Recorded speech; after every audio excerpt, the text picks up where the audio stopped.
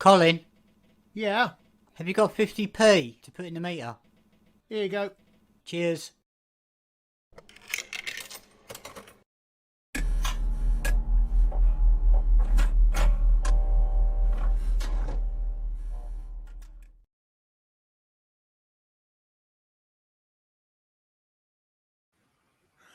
Oh, thank God for that for a moment there. I thought we'd lost all power all day long. I'm so glad we have 50p on standby. Good evening, folks. Good evening. Welcome to our Unplugged stream this evening. I'm joined by Dadman and the lovely Louise X Sparrow. Welcome, Louise. Thank you. We'll be sticking a link in the chat. Excellent. Glad to hear it, Dadman, as well. Yes. On both sides of the pond again. We're doing our general unplugged tonight, so I'll be sticking a link in the chat in a little shortly. Our basic theme, and we'll see how long we stay on that tonight, especially since I've quite literally just come off the stream discussing the Wheel of Time, is are there actually any shows or films of an original which are not necessarily entirely faithful, are still quite good? My example would be, for my sins, my guilty pleasure, I quite like sitting back, switching my brain off and watching Starship Troopers, despite the fact, as far as I'm concerned, Starship Troopers is one of the best science fiction, or my favourite science fiction, or books in general of all time. So we're going to start with that and see where we go from there. Neither of you guys think of anything that fits the bill that was where the movie actually was okay in line with the book. Yeah, I mean, or even if it wasn't particularly necessarily that faithful an adaptation, it was still a good film. We're looking for good things, though, not the bad things. So, yeah. Yeah, I know, because I got plenty of bad things. So, It's always easier. Yes. No, one thing at least I think was Jurassic Park. Now, there were some significant changes between the book and the movie, but at least with the way the movie was made, it seemed to have the general spirit of the book. Like I said, many of the scenes were different. Their characters moved around in different things, and different actions happened in the book that they did not bring to the movie. But that's one that I can think of offhand that I can immediately recognize that where the movie I actually enjoyed, although it may be different than the book. So, Yeah, I haven't read that one, but it was a good film that sort of was epic in its own right. Maybe not so much the sequels, but it stands on its own quite well. Yeah. I mean, I think it seems to be a thing that adaptations, for some reason, sometimes they either seem to be really good, or they just completely piss off fans. The old, I'd never read the books, but I quite enjoyed, especially the BBC TV series of the Narnia books. Yes, I love them. But I've not actually read the books, although I understand that later on they become more and more overtly Christian in nature. I'd say they were overtly Christian in nature from the first one. Well, yeah. I would say, obviously, perhaps rather than overt. The first book being a prequel that has never been made into a adaptation, The Magician's Nephew, which is a shame because I'd like to see that. Yeah, the BBC ones were, they had a budget, but they were very faithful. They made the characters likable. They followed the basic plot lines and for a child of that era, it was very magical. I mean, obviously now we can see the difference in the special effects, but Yes. Well, you know, I don't think a movie has to, and I've seen some cases where when a book that was a good one to read was made scene by scene in the movie, and it didn't work because you wouldn't have gotten the connections if you had not read the book.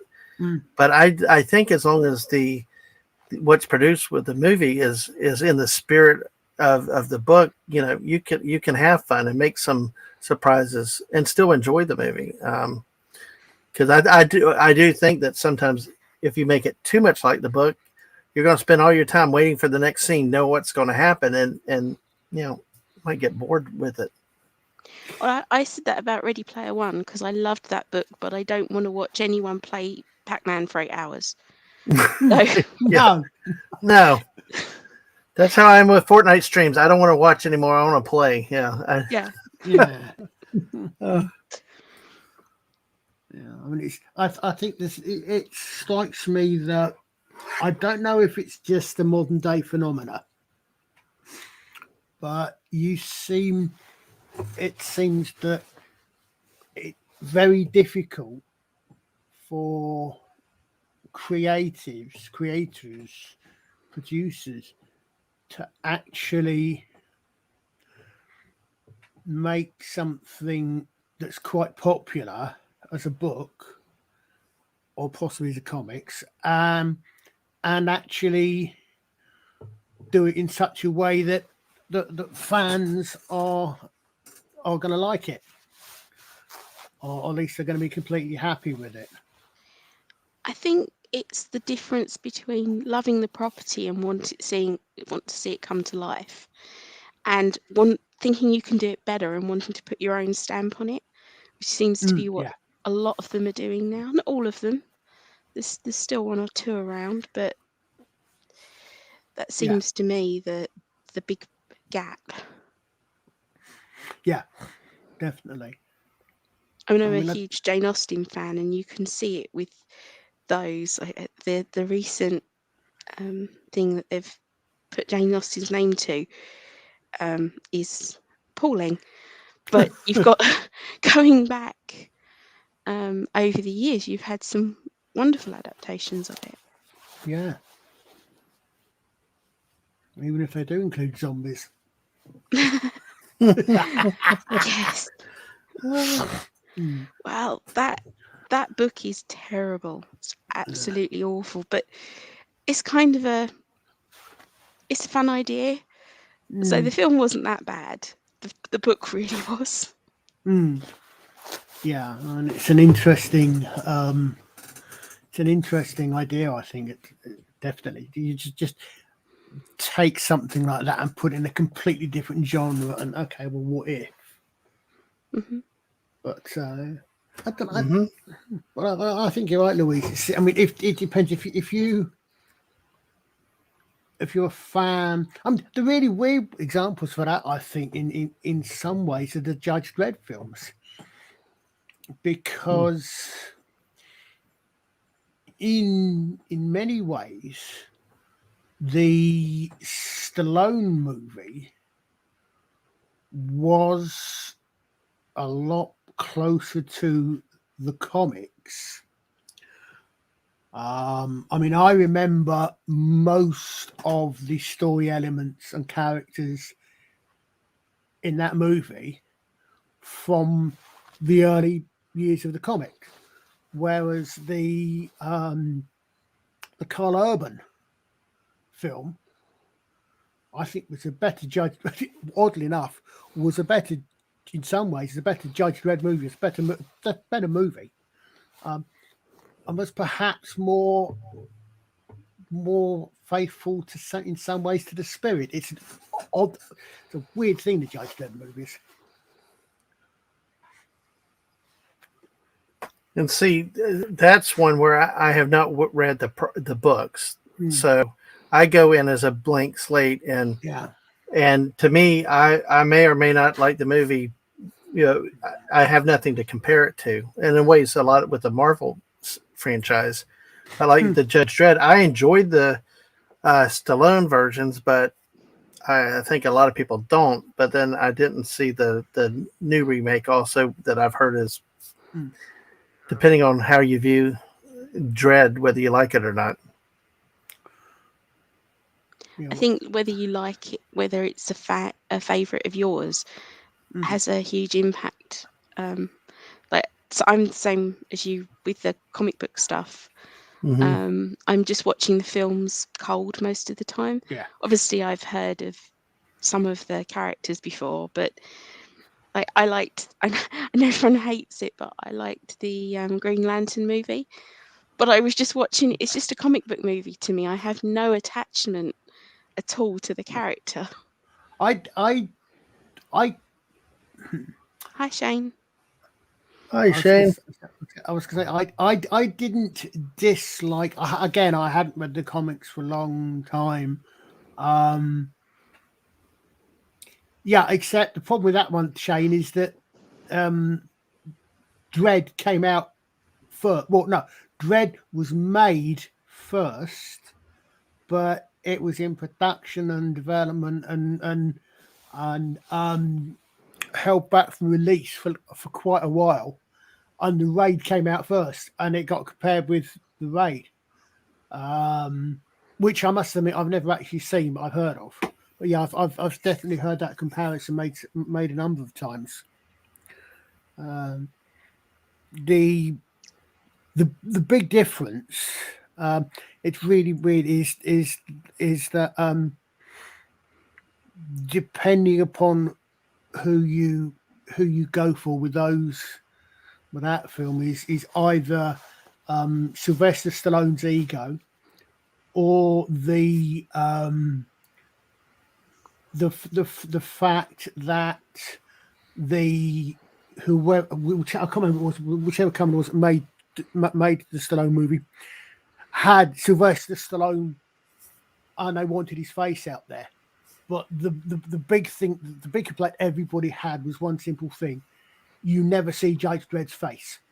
You never, if you ever see Dredd without that helmet on, it's going to be from the back. It's going to be you never see him without the helmet. And yet, for be it ego reasons, be it bankability reasons, or whatever, Stallone's face was revealed for most of the movie, whereas Carl Urban's yeah. McCoy's wasn't it? Don't start me on that. Oh, okay. I'm sorry. I love him in The Boys, by the way. Yeah, he's a great actor. He is. He is. But you bring that up about Dredd, and see, I wasn't aware of that. But see, that to me is something that if you're into the lore, if you're into the comics, the books, that could be a deal breaker for you. Something as small as that you see his face. I know the discussion was had around the Mandalorian TV series because the Mandalorians never took their helmets off in public, but we had to have a couple episodes just so the actor could get his face time, but to somebody that holds to the lore, wants the consistency, you might be able to buy it sometimes. But I know in Judge Dredd, as much as you saw Stallone's face, it was like, you might as well not have a helmet. Yeah. Yeah. I mean, that's one of the things I can understand in that. And I mean, to be quite honest, I can understand the actor's ego.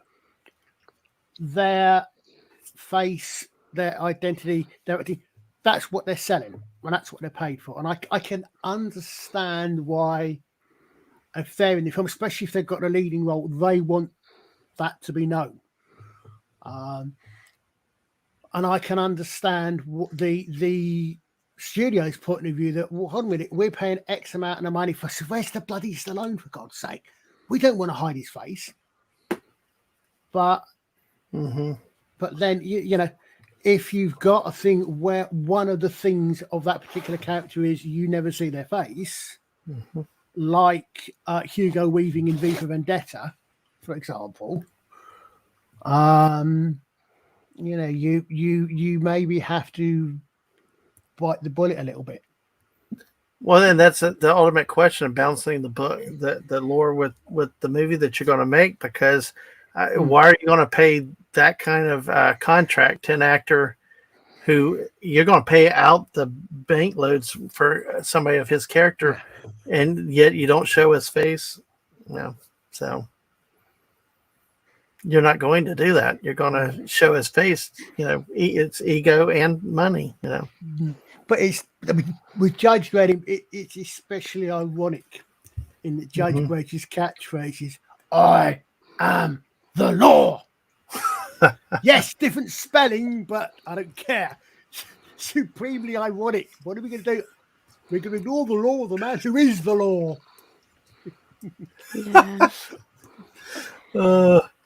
Yeah, I love that catchphrase. I am the law. I will say he did have a way of saying that. So yeah, he did. I mean, as I said, if he kept his helmet on, that would have been. There probably wouldn't have been anything like the dissatisfaction with that movie that there was. And again, that would have probably almost certainly come from fans of the comic who knew the comic and knew that fact that Judge Dredd, you never see Judge, others yes, but you never see Judge Dredd without his helmet on. Yeah. When do you think it's unreasonable though? Because I mean, as fans, we've all seen things recently taken to a point where I would say it's far beyond reasonable. But I think there are certain things that have to be changed to make it into a film. So what do you think the line is? Difficult. I think it's perhaps not necessarily a line per se. It's an attitude, perhaps. Maybe it's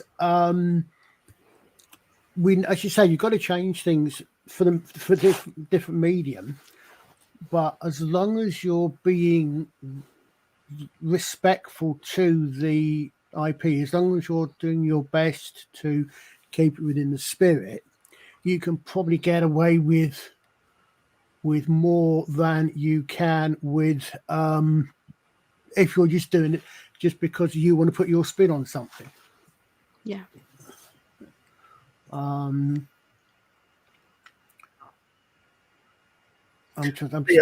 look at a comparison. Say like in that with Judge Dredd with the movie. You've got an hour and a half, 2 hour movie. I mean, you might have more freedom to do it with that. Whereas like in a weekly TV show, it could make a lot more a bigger difference to the viewer, because I mean, do you really need to show the actor's face in a 45-minute TV show versus a 2 hour movie that's going to be millions of dollars in production? I think to me that not having a connection to the Judge Dredd lore, I could live with what happened. If you look at the action scenes, like when he was getting shipped off to prison and having to fight, you could see it. But whenever he was on the street, he had his helmet on.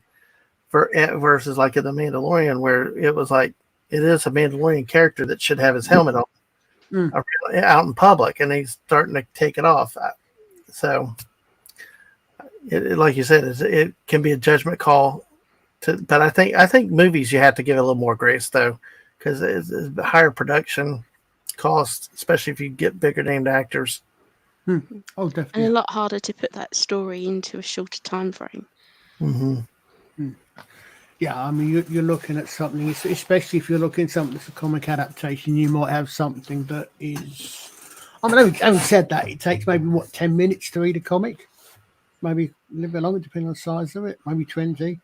And then, but you're putting something that's maybe 6 months worth of comics, a year's worth of comics in a storyline into the actual...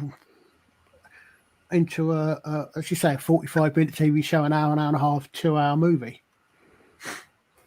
Yeah. Yeah. I think we're getting more critical though as we're seeing more things being done. Because I know when they made Aragon, which I loved the first book of Aragon, and the film was not good. And they said it was because there were certain things you couldn't do in film. But you're sitting there as an audience member thinking, "Well, I've seen it done." Yeah. so that's not true. So come up with another excuse why you didn't do it. Yeah, it is. I mean, I think we are getting a more. I think you're right. We are getting to be. You've also got a problem. It depends if you're talking about James Bond, for example. I think most people watching James Bond movies, even if they're fans of the films, big James Bond films and fans and the rest, most people can probably, for example, accept, okay, there's a new actor playing James Bond without necessarily having to sort of come to think, okay, well, why does James Bond look different? There's whereas if you're talking, there's something about the sort of fandom, like the science fiction and fantasy fandom, I think, which can be a lot more, I don't necessarily want to say fanatical, but certainly a lot more critical and knowing a lot more in depth about the lore and about the history of those IPs. I'm not sure how, because I've the closest I've come into reading anything along the lines of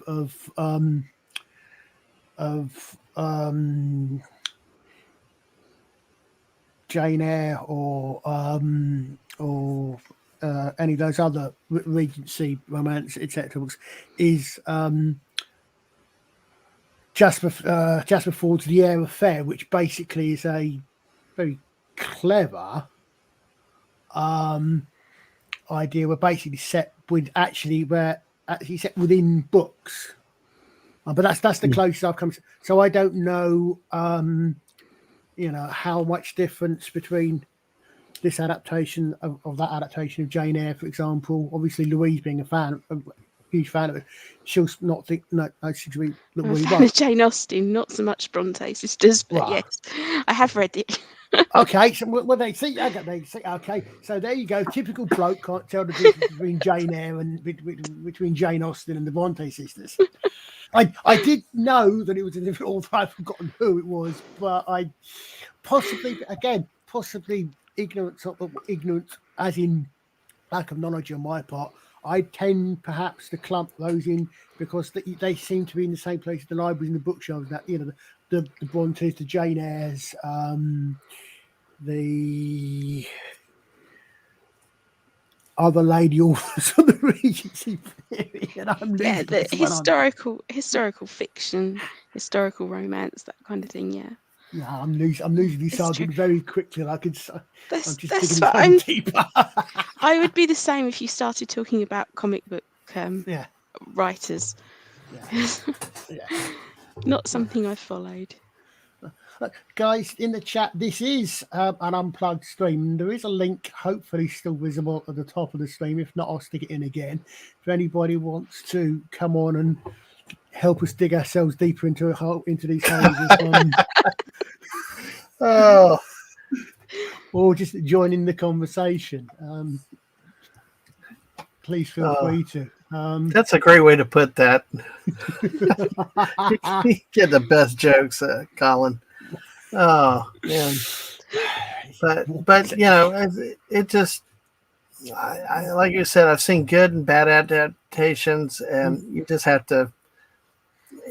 I don't think there's any one magical formula. I think every audience is different, and what may work for one audience may not work for other audiences. I mean, something in sci-fi might not work for traditional literary audiences, and yeah, definitely.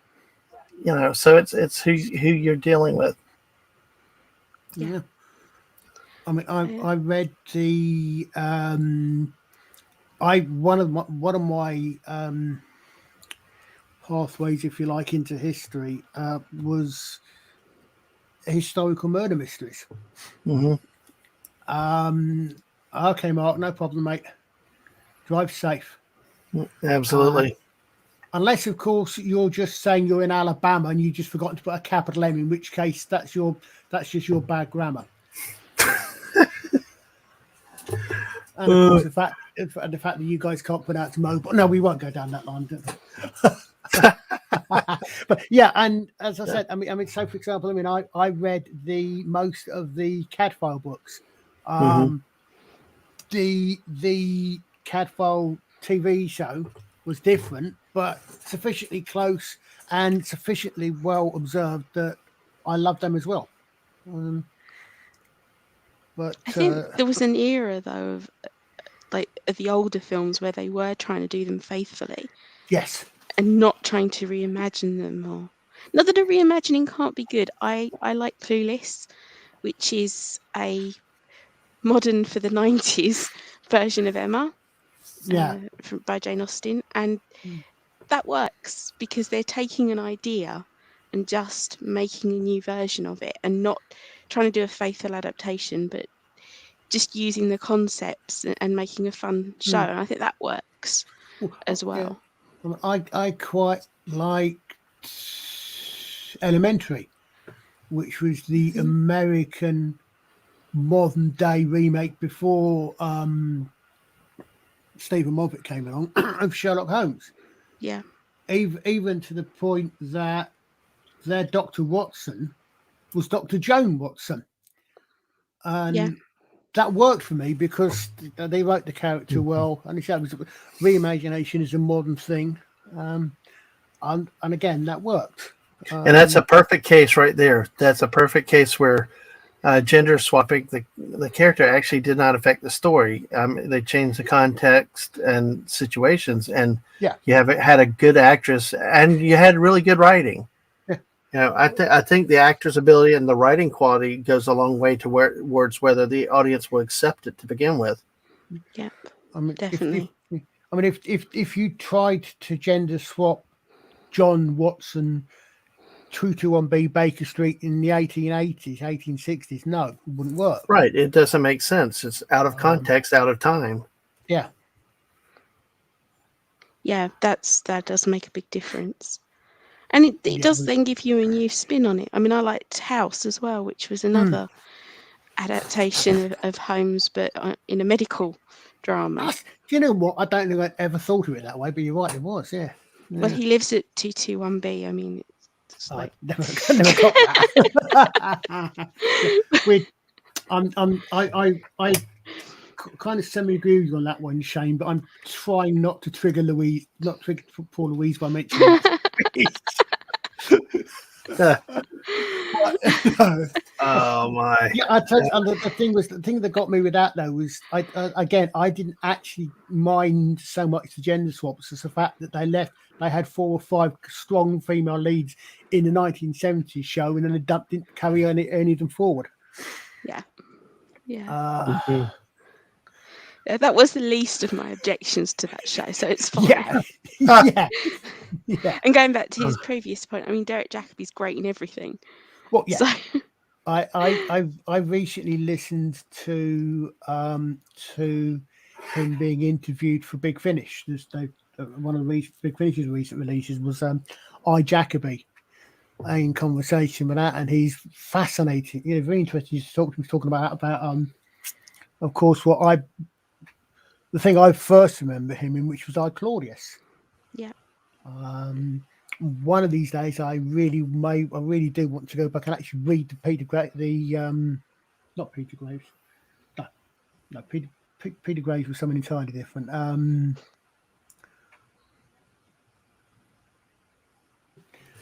The original books by someone called Graves, and I can't remember. I don't know the name.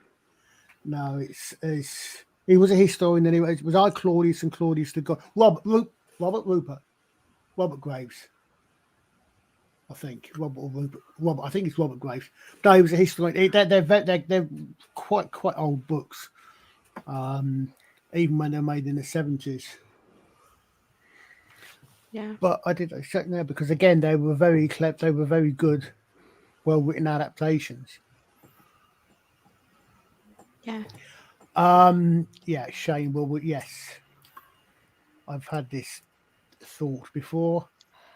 They may have done, but not many. Shane gives you it's Rupert Graves. Rupert, thank you. Right, thank Yeah. yeah.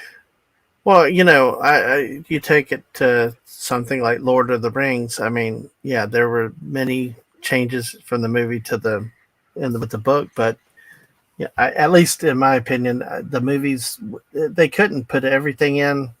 Which I mean, imagine how long the movie would have been had they done that.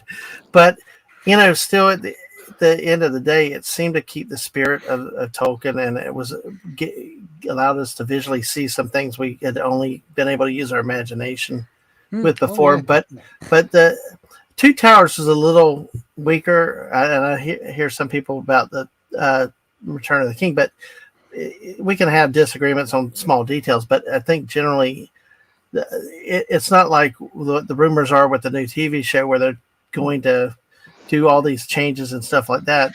But instead, this was a case where they went out to make a movie the best that they could, but still respect the lore and the legend. And really, I tell you, I'm one that struggles with reading a lot.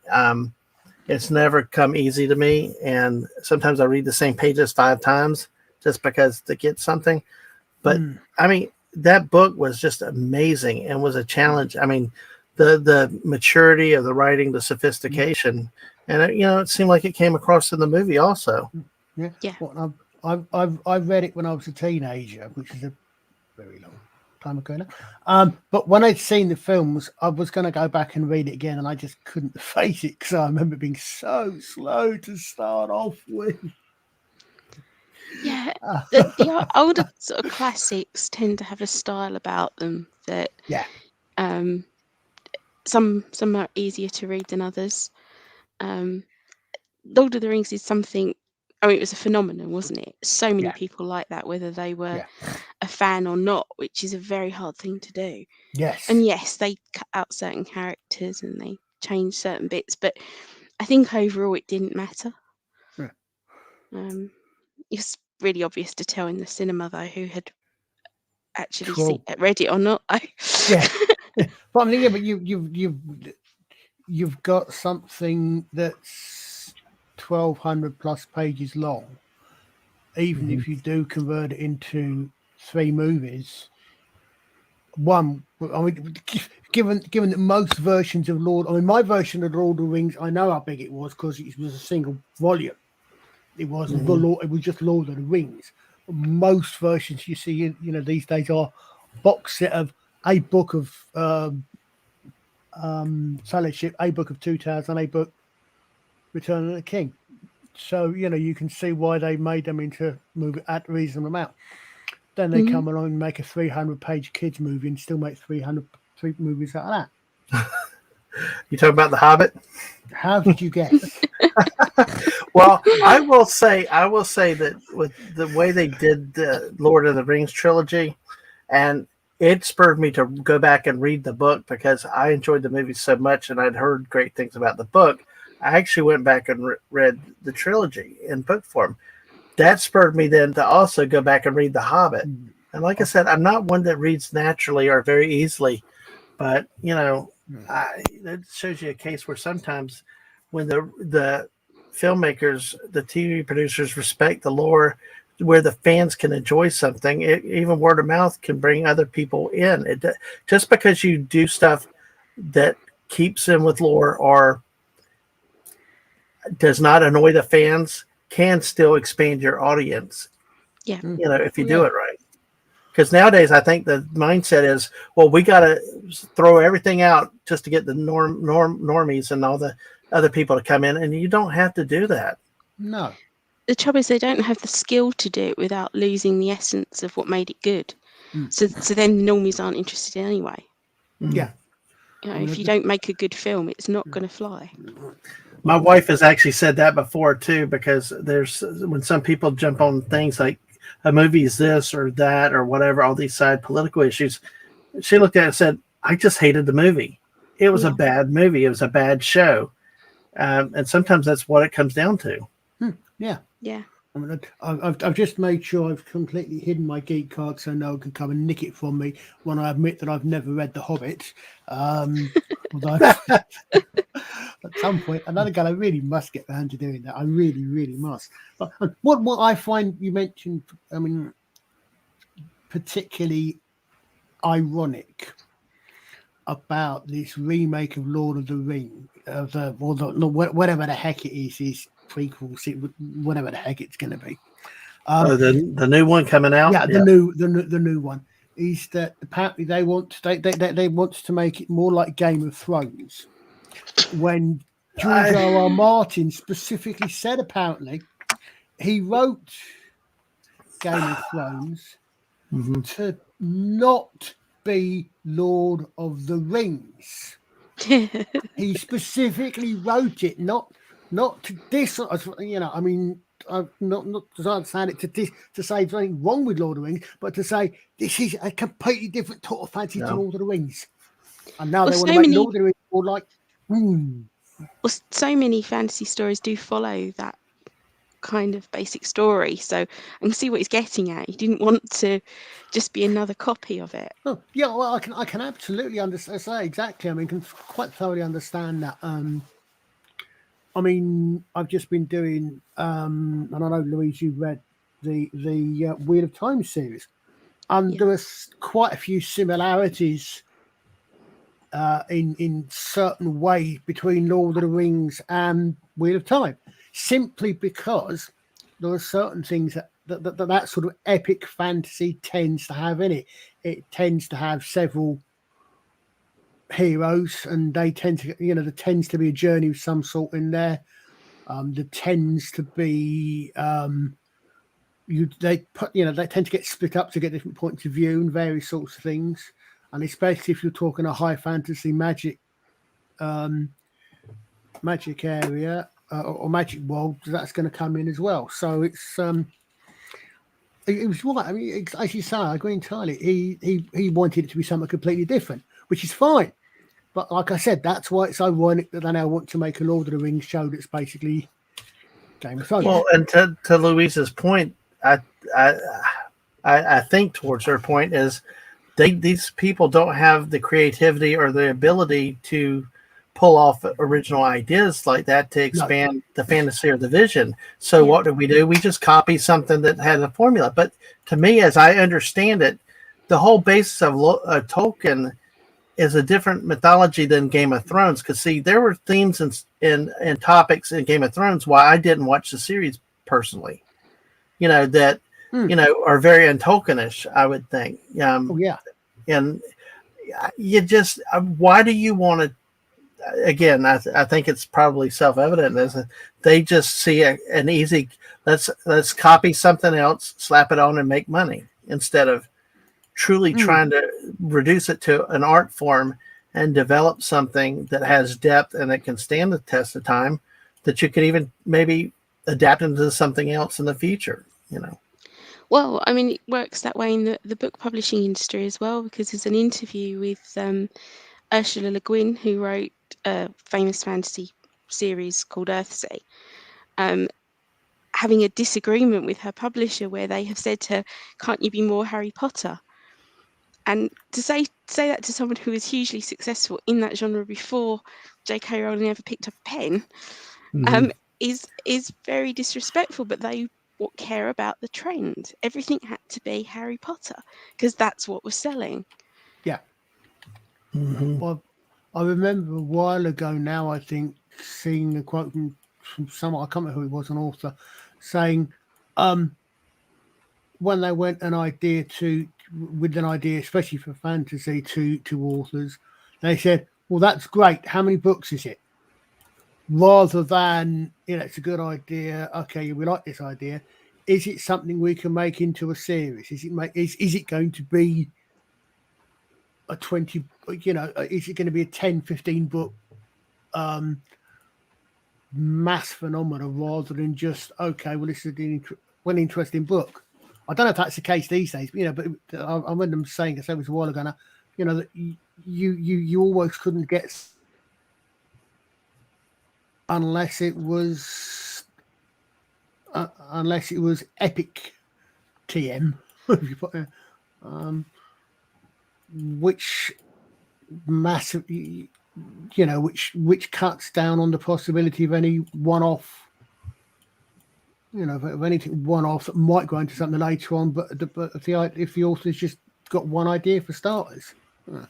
Well, and as Louise mentioned about the author being insulted about wanting to be pigeonholed a copy of formula, how about the insult to the fans that want more than just cheap gimmicks and plot lines? Because I tell you, I'm one that if I say I've seen this before, I'll turn it off. I won't read it. I won't watch it because I've seen it before. Been there, done that. Yep. Yeah. Definitely. I mean, yes, you can have an interesting new take on something quite easily, but if it's just the same again, and someone's just we've renamed Rivendell to whatever, or we've renamed Rohan, or and it's still the same. They're still they're still the ring race, but we've called them polygamines. Like what? I was going to go for Mark the Infinitely Tired, but that's a good name too. So love you, Mark. But yeah, we saw that. We were watching the Ghostbusters movie recently, the new one, and there was not to spoil things, but at one point we're kind of like, we've seen that before. But I mean, we enjoyed it overall, but we did pick up on trends like something from before, like copy and paste, and at least my wife and I, we'll get bored quickly when we've seen the same stuff, or there are times you can do it, but you got to be careful because we don't want the same movie again and again, the same scenes. It becomes just a cheap reboot if you're not careful. Yeah, I think they needed to do that a little bit with the Ghostbusters because of 2016, though. I think just to sort of wipe the slate clean, it was like, no, we get it. This is what you want. Okay, are we all okay now? Okay, well, we can carry on. Yeah. But there's that fine line to where you don't overdo it so that it truly does become its own movie for going forward and not completely stuck in the past. Well, I think that's what they did wrong with the Star Trek reboots. I mean, didn't like them, but I'm, diehard Trekkie. But at the same time, after the 2009 one, I was prepared to go, okay, well, I can just watch this. It's comic book cartoony, not really my Star Trek. But the next one will be its own series. They've established themselves. And what did they do? They tried to remake another film. Like, no, don't do that. That just tanked it, because as soon as you force that comparison, you've lost the audience. Yeah.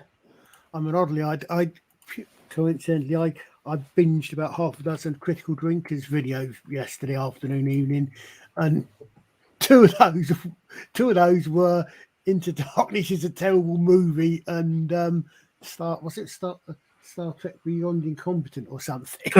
But yeah, I mean. Well, that Louise mentions that, and I don't want to get her blood pressure up, but because I hear you with 2009 that Trek was the first Jar Jar Abrams one, right? Yeah. Okay. Being somebody from the Star Wars universe, when I saw that, I had no problems. I'm like, hey, this is cool. I might be able to get into it. I can accept it. But, and it's easy for me because I didn't have the connections with them. But now with what they've done to the Star Wars with the new trilogy, I'm sitting there horrified, having gone through, to me, the same experience you went through back then now, to what happened with the lore and stuff. And it just, it's amazing to hear the transition from my perspective back then to when it happens in a franchise that you are familiar with. It gets a lot more personal, and you're a lot more guarded. I mean, it's harder to look beyond what you've seen already, because some people say, well, just reboot it and go back. How can you get some scenes out of your mind? You've seen it once, you can't get rid of it. And the disrespect for the fans. And like I said earlier, the fans are going to be there for you when nobody else is. And fan service is not a bad thing. And you can still go in your own direction. It takes talent to be able to use it, to manage it. But then again, money is time. It takes time to develop those plots, takes man hours to write the story and stuff, which is more cost, more expense. Yeah. Versus just throw it together, throw it out there, and let it fly off the wall. Well, I mean, I was very apprehensive when Star Trek 09 came out, because I fan of the original, and I thought, oh dear, okay, here we go. What are they going to do? And when I saw just 09 itself, I thought, actually, okay, this isn't that bad. I can see what they've done. They've made the effort to separate it.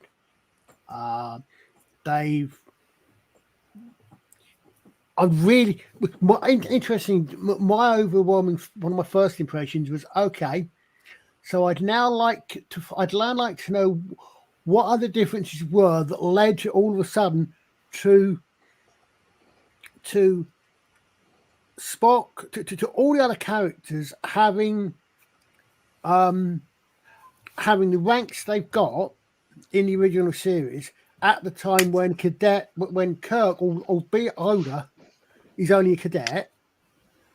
Why are they there rather than on a site, et cetera, et cetera, et cetera? In other words, I was interested to know, okay, so how has everybody got there from this change?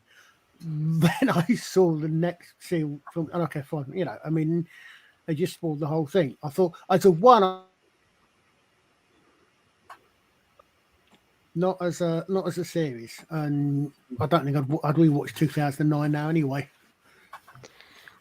Honestly, when it came out, most of the people that I know that are into Star Trek were like, yeah, whatever it is, what it is. They've branched it to another universe, and we can pretty much ignore it. It was Into Darkness that really got people mad, and that was at that point that they started saying, well, you know what? If you want to know what's wrong with 2009, we'll tell you. So,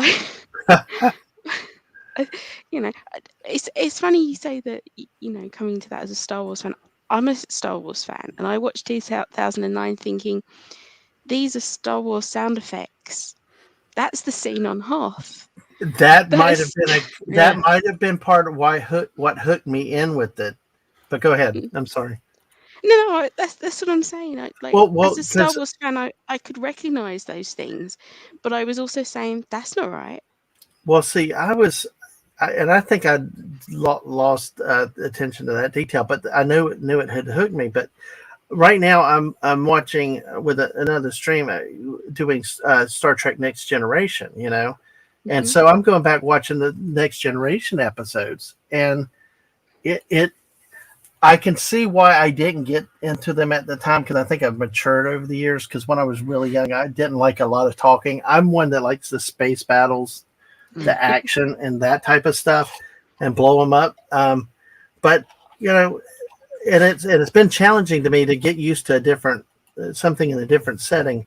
But I tell you, I saw a Picard last night that I've not seen in a long time with one of the episodes I watched, where he at the end of it was very defiant. He did what the Federation told him to, but he left no doubt with the Cardassian that, hey, we know what you're up to. Don't mess with us. And it was like it was like unexpected to what I've seen of Trek recently. And it seemed like those elements that used to be there that are not there anymore. Definitely. But it's definitely two different styles of movies. But then we get the we talk about carbon copies. Then we moved into the Force Awakens, which was a reboot of New Hope, Yeah. and then the Lost Jedi. We got Blue Milk. It was like absolutely disgusting, and I chose not to watch any of the Star Wars ones, having seen Star Trek. I think I'm quite lucky based on what people have said.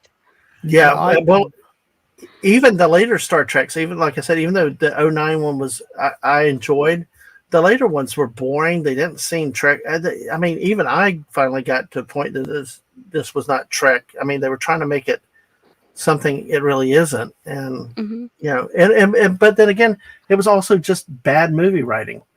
Yes. And at the end of the day, that's what if you're going to take a franchise in a different direction, you better well have the writing to go with it and make a good product. Because at the end of the day, people are not going to, especially the normies, if that's what you're going to cater to. If it's not a good product, you're not going to get them, and then it's going to be even harder to retain the few that you have. Yeah, I mean, I know there's very mixed feelings about the prequels, and people have reevaluated it after the sequels and things of Star Wars. But I do not believe that it would have been the phenomenon it was if they'd started with those 3 films. No, you know, they had their moments, but they just weren't as good or as epic and a complete story that the original trilogy were. Well, I'm wondering also if the passage of time has happened, because when Star Wars were released in '77, we're going. Oh gosh, I'm really old now. So, but back then I was a kid, and you know, it was different. It was unusual. The whole thing about aliens in the bar, you know, the music, especially with aliens popping up everywhere, interacting with humans and all, was a foreign concept, really, especially on this TV. You had TV shows, you had some allusion to it, but to me, Star Wars really blew it all on the scene, and everybody was talking about it. Well, now, 50 years later, we've seen it, we've done it, we've had all kind of different variations. You know, at what point are the senses dulled a little bit, and it takes it from, like, back then it blew up, I think, because of the newness of the aliens and that type of stuff. Like now, it's going to force them back to, you know, making a good product, good story to follow, because, you know, the shock and awe of the aliens and what you hadn't seen before is gone. Yeah, I agree. Well, we can always hope they'll go back to telling good stories. Yeah. Again, it takes time and money. But then, like as Louise pointed out earlier, when you take talented writers that have a track record and you want to pigeonhole them into copying somebody else's formula, you're just, you know, where can you go with that? You know? Yeah, definitely. I think we've had a little bit of hope with some of the stuff coming out. I know the feelings about the Wheel of Time are mixed at the moment, and I think, you know, the jury's definitely still out on that one, because I think people are reacting to what we've seen and not what we're seeing. You know, that if you know the story of the book, it is very female dominated. I just think that we need to see a bit more before we decide if it's a good adaptation or not.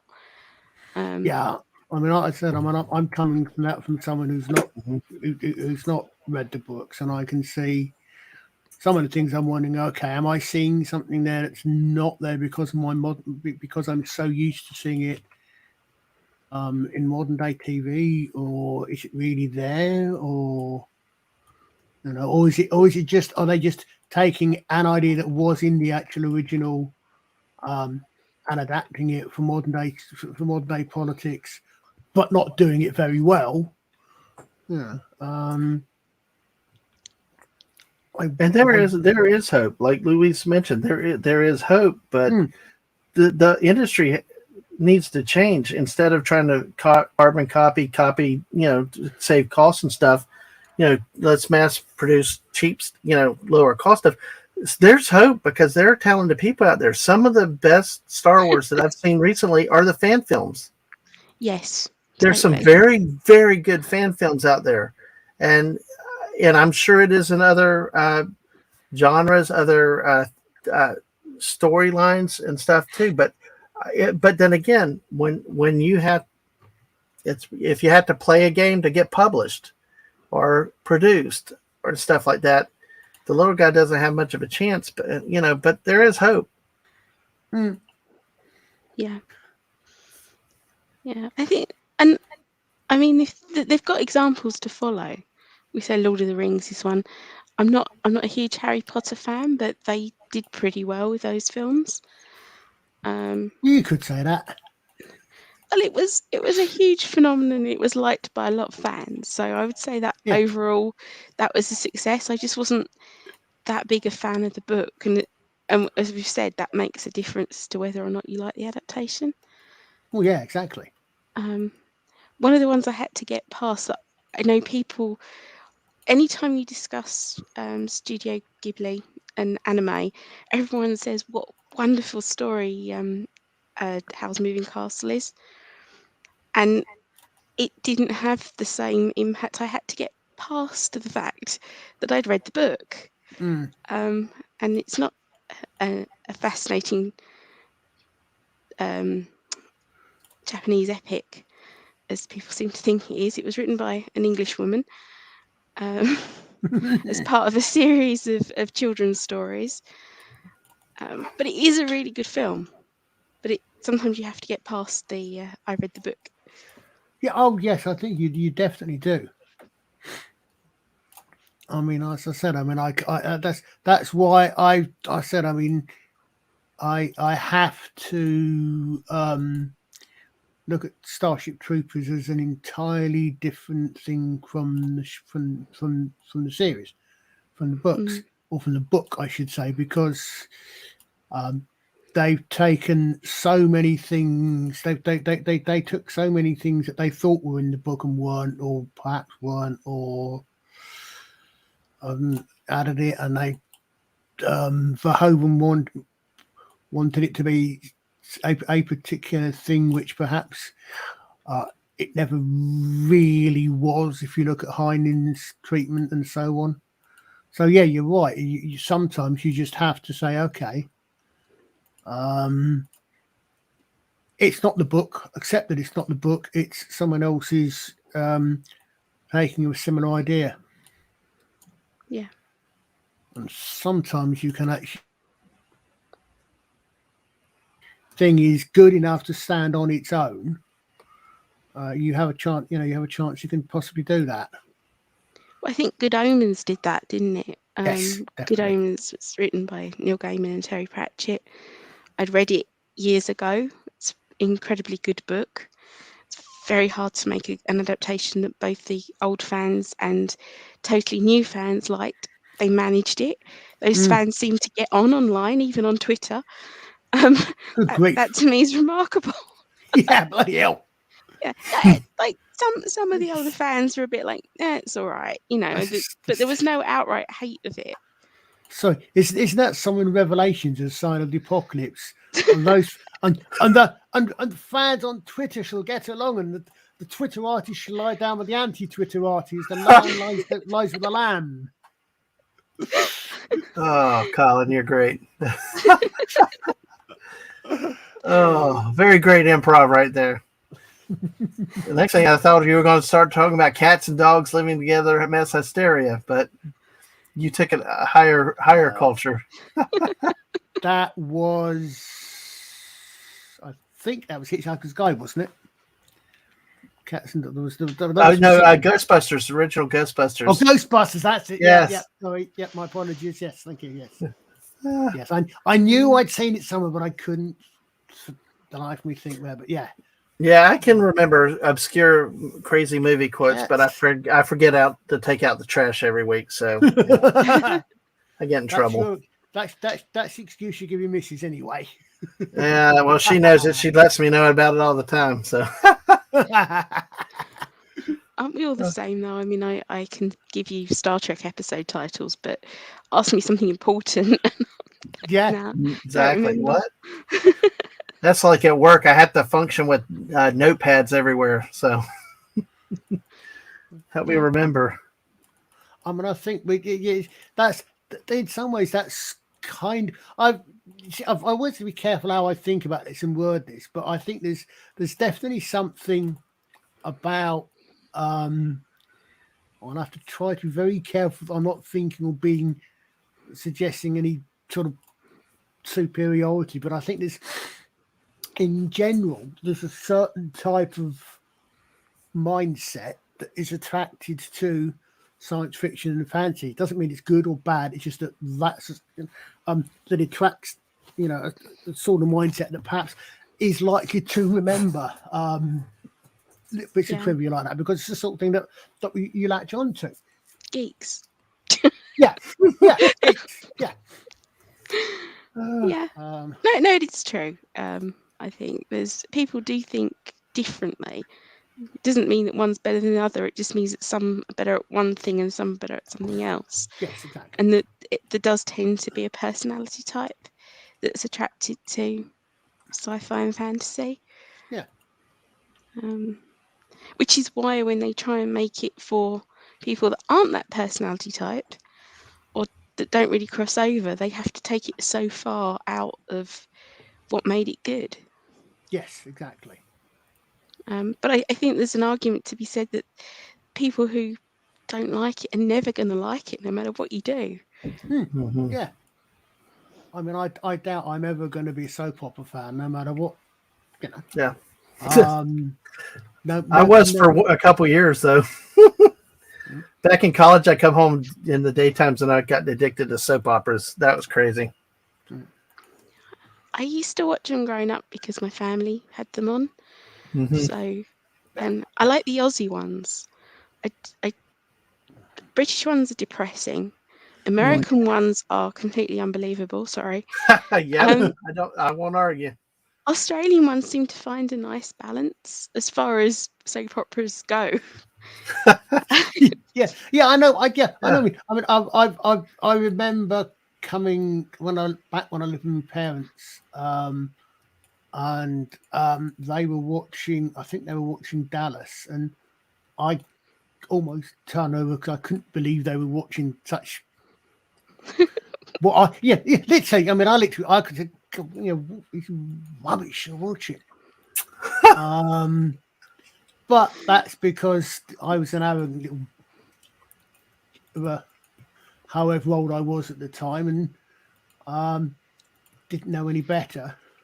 What, you didn't like that whole season when Bobby? It was a whole dream that Bobby was dead. He woke up in the shower. I'm embarrassed to admit I know.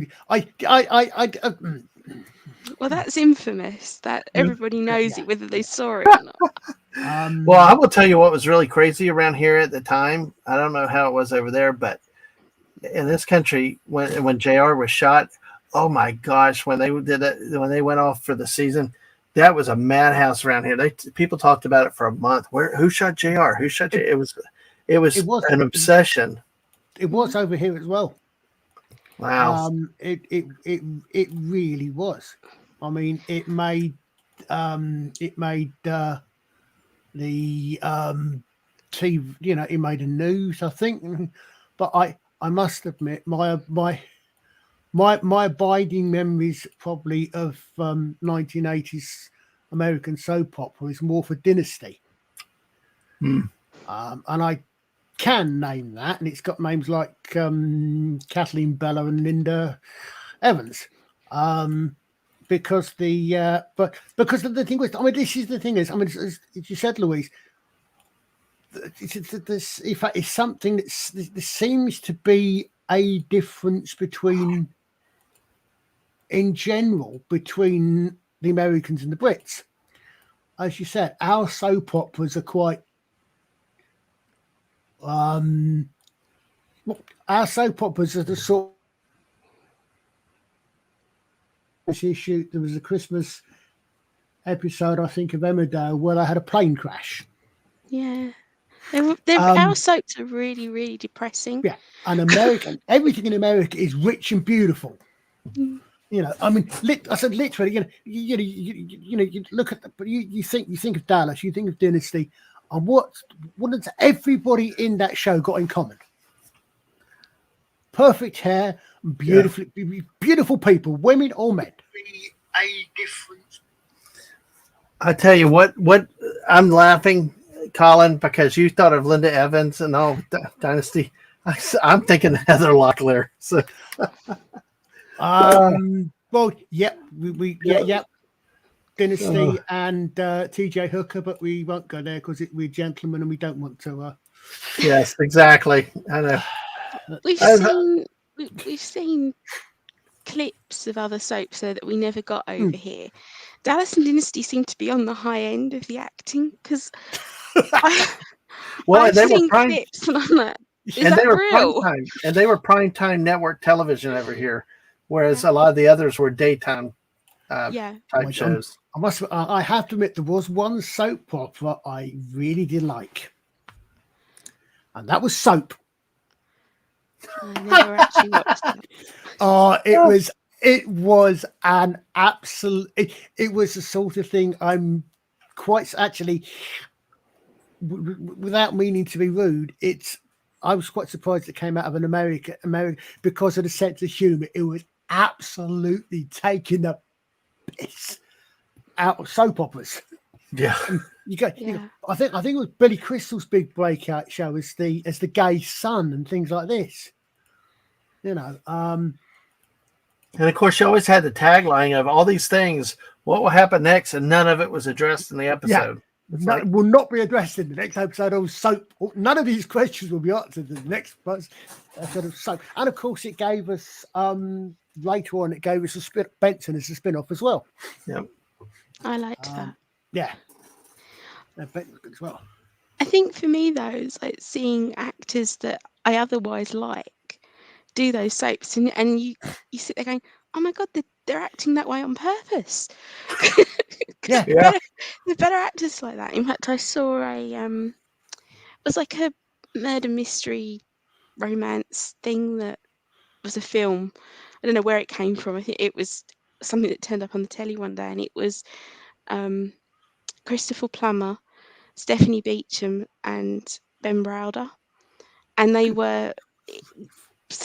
It was the setup was that they were working on a soap, so you see them acting like that, and it's like, oh my god, they all do it, but that's not how they act normally. Are you acting like that on purpose? Yeah. We thought you had more talent than that. Yeah. Yeah, it's fascinating. It's almost an art style. Can I read the script like this? Yes. Hi. Emote. Yeah. Whereas like the Australian ones all end up in American shows. I mean, you know, a lot of the Australian actors, because they didn't have many, were all in all of the Australian soaps. Yes. And then they start appearing in the American shows. Well, it's like if you go back to I mean, we've probably covered this way back when we did our UK 60s show, shill. But you had about in the sort of 60s and into the early 70s, you had about half a dozen American actors who were based in the UK. Yeah. You got the likes of Ed Bishop and Shane Rimmer. They had everything sewed up. Everywhere, if there was an American in a British show, it was going to be one of those 6 guys. Yeah. Yes, I know. I mean, I know you say some of the Australian soaps. I know you said, you know what you mean. You think, hold a minute. Wait a minute. Is this a clip from this soap or that soap? Because I'm sure that nurse was in both soaps. Yeah. You know, I'm sure that guy was some.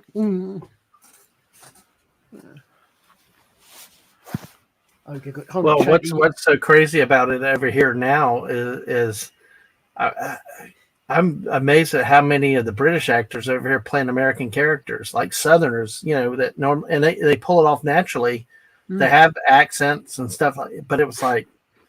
I just the list of people, British actors and actresses, just amazes me. I've given up thinking that they're American actors anymore. Yeah. Well, you look at Damien Lewis in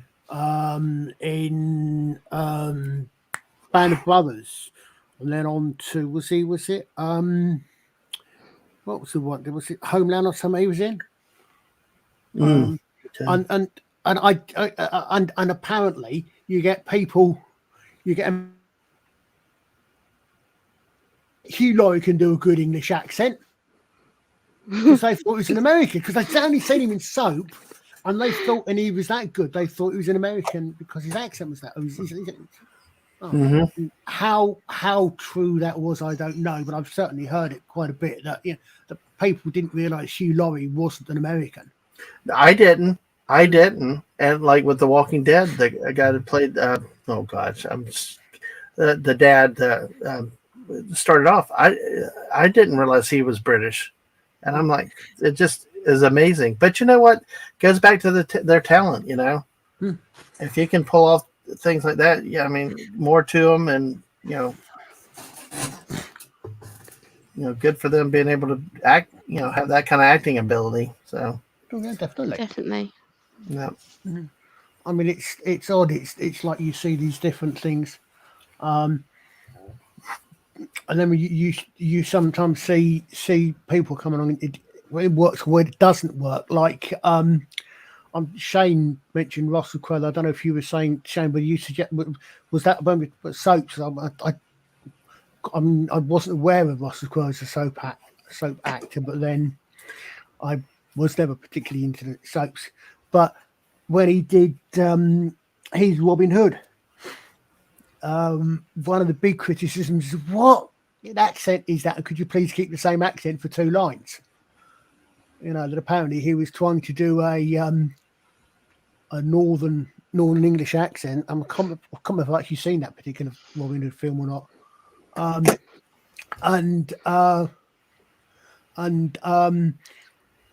He seemed to have he couldn't seem to keep the accent the same.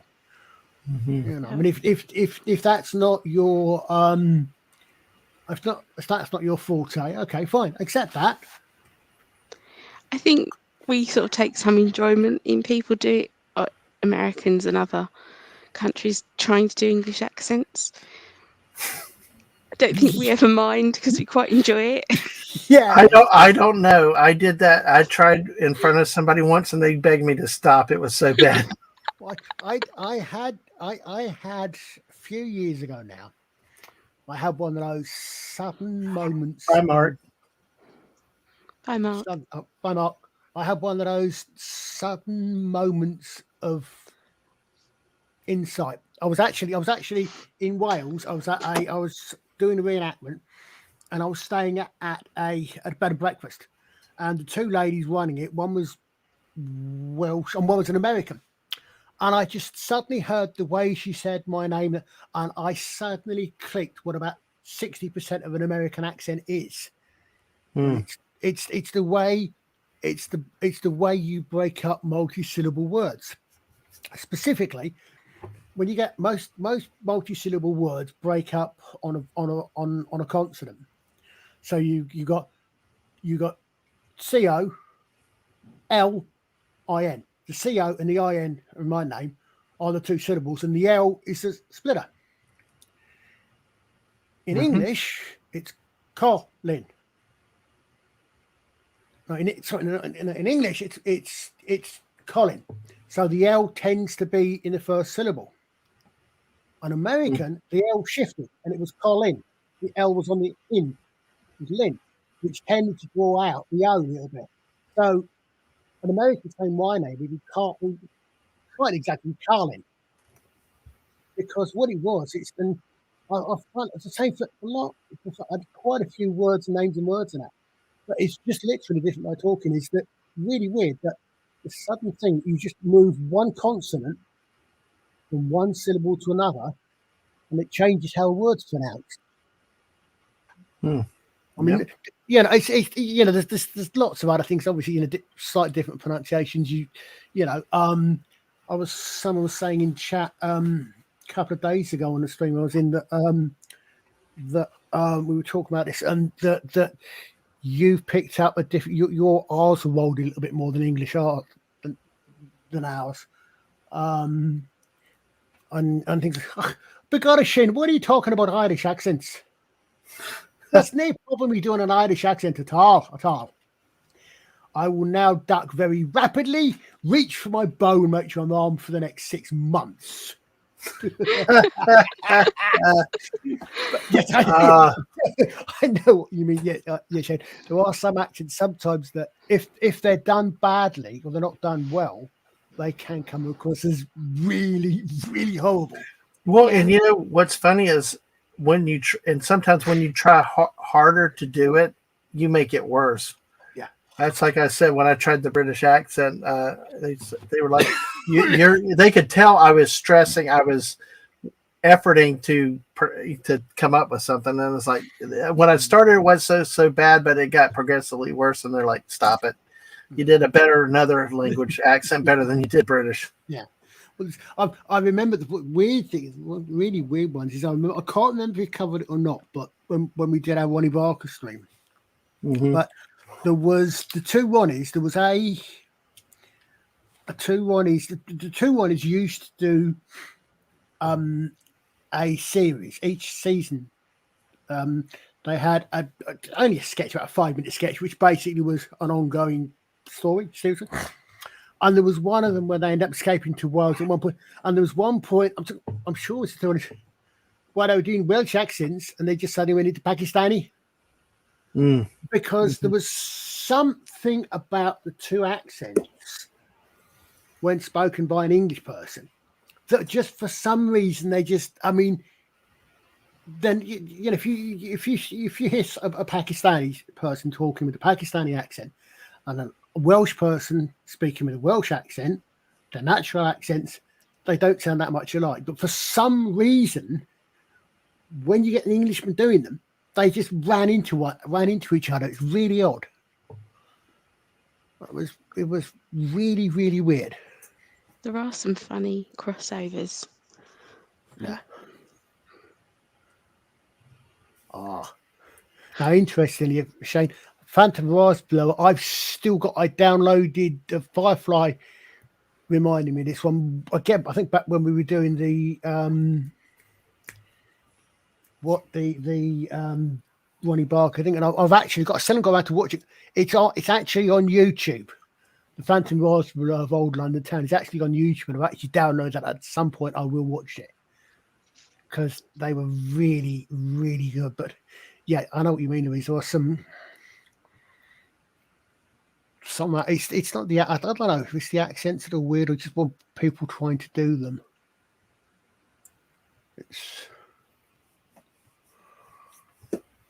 Well, and one thing that we have over here, especially some of the accents can be regional, because obviously I can't deny I'm from the South, but you have different accents up in the Northeast, especially Boston, and then you got more even balanced language out in the Midwest, and you got California. I don't know. Do y'all over where y'all are? Can the accents vary based on geographical location? Are you saying Colin and I sound alike? I'm kind of slow to these things sometimes, but yeah, try to listen. Try to, if you ever get me, Louise, for example, Purple, and As. Okay, I got you now. Yes. There are differences. There are differences in accents over here to the point of almost literally, you go 10 miles down the road to the next village over, and they will be sounding slightly differently. There's parts of the UK that other parts can't understand. Yeah. I think I know one of those. Yeah. There is. It's like when I watch a show with one of those. I think I know what you're talking about. It's like, I'm like, what are they saying? Yeah. But what amazes me with that though is because compared to like our country with all the geographical reasons, y'all are like in a much more confined area, and that's I kind of find amazing. But hey. Well, there is a reason that until relatively, the BBC is celebrating its 100th anniversary next year. If you if you ever actually manage to catch anything up until about the 50s or the 60s, the presenters and the announcers in particular, their accents are so cut glass, it's unbelievable. You really could not, they literally enunciate every word perfectly, to the point we had to think it was called, technically it was called received pronunciation. It was also known as BBC English, because the idea was that everybody spoke the same way. So everybody, oh, we lost that man. Everybody could actually understand it. I don't know what's happened to Dad Man there. Hold on, there we come. Oh, not only did it get blown up, we've got some sort of really weird, wonderful UFO picture.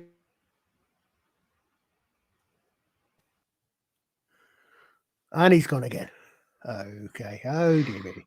Technical issues. Yes, Shane. Yeah, the RADA accent again. To the point that you get some people. I mean, we were talking on about Derek Jacobi was saying in this interview that he lost his accent, and he said I think there's two things. There's if you get an actor, usually actors or presenters, but other people in other walks of life as well. But if they make an effort to deliberately change their accent to a more, let's say RP, RADA, whatever you care to call it, to a more neutral accent, they probably retain the ability to flip back into their normal, we might call normal learned accent. If they've grown up and gradually learned a different accent, that's become their natural accent. It's weird. I mean, it's these weird things. The general argument that the English accent, I mean, especially the well-spoken English accent, is for some, I don't know why reason, is perceived, seems to convey a degree of poshness, a degree of education and intelligence. I don't know why. Some of the English people I don't, but that it conveys certain things, and it conveys that. So they just say Carrie Fisher doing a RADA accent in The New Hope, very royal, very posh, very royal. Definitely. Why someone from thousands of years ago on a planet in a galaxy hundreds of thousands of light years away would speak with an English accent, I don't know, but I don't know why they'd be speaking English or why they'd be human. So there we go. Well, It's obviously a perception filter. Yes. Well, obviously the midichlorians actually also provide universal translators as well.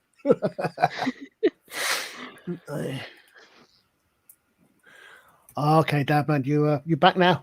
Yep, I got back. Sorry, I hit the wrong buttons. That's okay. It happens. I've done that to myself before now, which is really embarrassing when you're the one running the stream. It's going crazy. It's like, hey, I hit the wrong. I just to type in the chat, and then I hit another button. I hit the private chat, and oh well, we're back. So, but yeah, it's a fascinating discussion with the accents, and here from y'all's standpoint too. And as you mentioned, like with Carrie Fisher with that role, she did talk like a princess. I mean, the way she communicated her lines. I didn't realise David Tennant was Scottish until I heard him giving an interview outside of Doctor Who. Oh wow! Yeah. I mean, Shane No, saying, I didn't. Shane saying, I know he's from the Emerald Isle. I'm not going to ask him. Obviously, I mean, I know, for example, you hear back when, for various reasons, Ireland and Northern Ireland in particular in the news a lot, you would hear, and you could hear, you'd hear someone from Belfast would have a very, very distinct accent compared to someone from Armagh, perhaps. Never mind Southern Ireland, from even perhaps different parts of Belfast would, or will have difference. You know, you'd hear these things, and local and accents can change quite drastically. Although I'm told that there are people who have got that good an ear for accents, they can almost literally pin down where you grew up to within a very close geographical area. You'd have to know it really well to Yeah. know, not just to be able to pick it up, but to actually know that accent. Yeah. For all around the country. Yeah, I mean, I suspect that's going to be specialising in particular language or countries rather than across the world. Yeah, but yeah, I mean, it may possibly be that there's some sort of underlying logic or rules to the way the language works and the way language changes. I don't know, possibly, but yeah, I mean, it is interesting. It's and some people can change accents. As I say, some people are stuck with the way they talk normally, and fine, fair enough. Hey, that's me. That's me. Don't ask me to do an accent. Mine's slightly corrupted from when we moved as a child. I'm a bit of a mix, I think, but I'm not good at accents. I can't do other people's. Yeah. Well, I've tried, but been told to give up. So I think Colin could pull it off, though, if he tried. Well, that's why I really admire people like John Coleshaw, who can do voices amazingly to the point that he does when he does Big Finish. I know he does Nick Courtney as the Brigadier, and it is fantastic. I think there's a few others I've heard him do as well. You know, it's one he can not only that he can pick up on the rhythm of a particular person's voice, just their accent, their choice of words, and everything, and can literally just pick them. I mean, I remember not so much accents, but there used to be years ago, back mainly sort of 60s and probably into the 70s, before entertainment sort of changed and you got alternate comedy and this sort of thing came in. You had several people who were impressionists, not impersonators. Mike Yarwood being one of them, and one I remember most. And they were really, they were saying they would study someone for weeks, everything they said, their mannerisms and everything, and until they could pick them up. I mean, Mike Yarwood was famous. He did everybody from Harold Wilson, who was the British Prime Minister at the time, to Frank Sinatra. I mean, he ended up his show. He tended to end up singing. He had a reasonably good singing voice himself, but he'd end up singing, and he would sing, and he'd be about half a dozen different singers. He'd be impersonating him to the song, and then because it was goes, and this is me, and he'd finish the song in his own voice.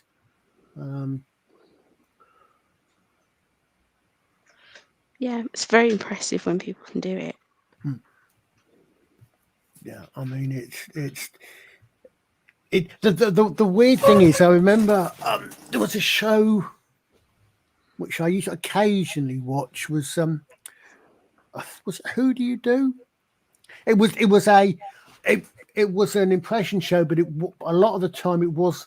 Sometimes it was impressionists and some professionals, and sometimes it was amateurs who had some skill. But a lot of that of the show was they'd come out dressed as the person with the right, looking like them as well as the voice, which helped, obviously.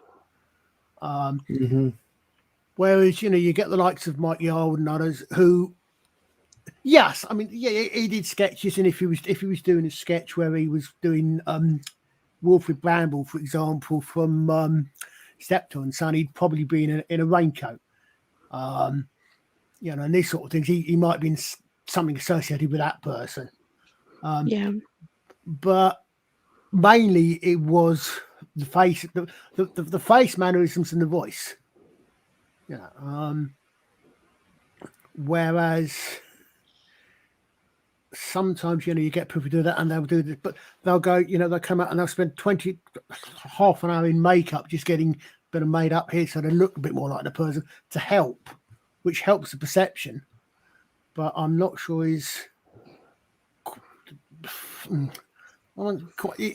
quite the same skill, shall we say. I don't want to be rude about people because obviously they've got a talent and they're using it. But it's when you can get something. I mean, you get people. Even when you listen to Josh, Project Storytime, when he does his Brie Larson impression, he does a very good female voice. Yes.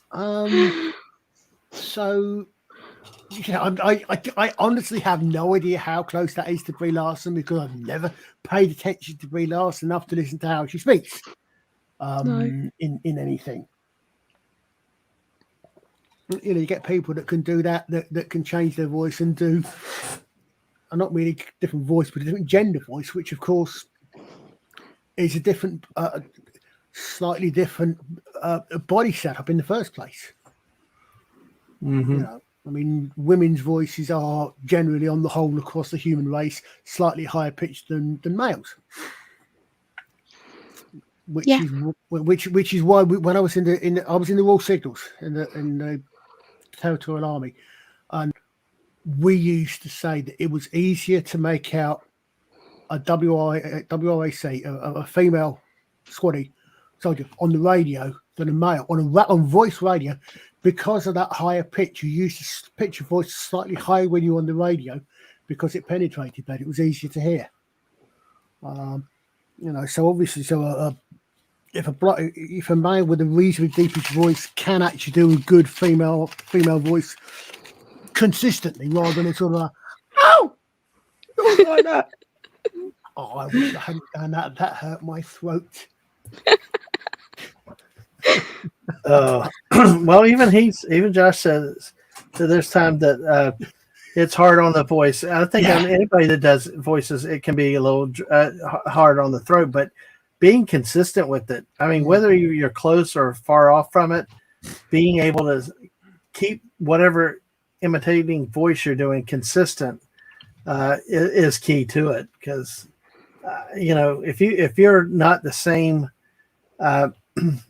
If you're not the same each time you do it, I mean, you lose the effect of the impersonation, which to me makes it even more amazing how, like the English actors over here can speak such good American English and based on regional dialect too. Because like Andrew Lincoln had to put a little bit of Southern into what he was doing.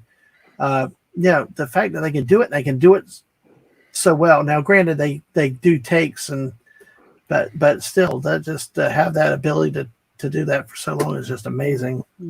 We're going to be going for not going to be going for a great deal longer, guys. But I'll pop the link into the chat if anybody wants to pop on for just for a little while before we close. We've got. We talk an accent. I mean, the thing that gets me with accents is if you can do them, it's a skill to changing your voice, clipping up and down. It's something that's really. I mean, this is one of the things I really admire. I think about people who do audiobooks. Is when you can do an audiobook and they can do the different voices and remember the voices for the next time they do that character, half the book later, and things like this as well. Loki's very good at that. I mean, he does it cold on a Thursday night where he'll pick a story, and just read through it with the voices and the changes. It's quite a skill. Oh, it is. Yeah, it is. I mean, it's why I wouldn't mind sort of doing sort of voice acting a little bit, but I don't think I could actually do the change of voice, like that. Someone tell Alfred the Great the Vikings are invading us. Hey, Hey, Jim. I'm happy to oblige. I was meant to jump in shorter, but me and PJ we were just so caught up in the well. But I thought I you will not didn't like taint the anyone. show. Oh, don't worry. I told everybody exactly where I just jumped over from. I used it as my jumping on point for good adaptation. That didn't last. I thought I should return the favor. Thank you for being part of that. And it's always interesting to hear the different aspects of it. But we were talking about voices or something. Yeah. I literally just joined the stream. So Yeah, well, we've been all over the place, but we've gone on to voices and accents. I mean, yours, some sense, for example, I don't know when you moved over here from Sweden, but you've got an accent there, but you've got it doesn't come across as, unless you start deliberately doing your Muppet Swedish Chef impression, like hurdy-gurdy Swedish chef. Exactly, but you sound a good English accent. I could imagine that's because you've grown up speaking the language for so long. I think it must have faded, I would say. And I do hear myself when I swap between the languages. I do speak Swedish, French, German, Norwegian, Danish. I do hear that because I've been speaking English for such a long time, or it's been like a couple of months, and suddenly I do have a reason to just pick up this language. I'm just going, how did you pronounce that word again? At least you've got the advantage of everything except French there being the same language family. We can all ignore the French anyway.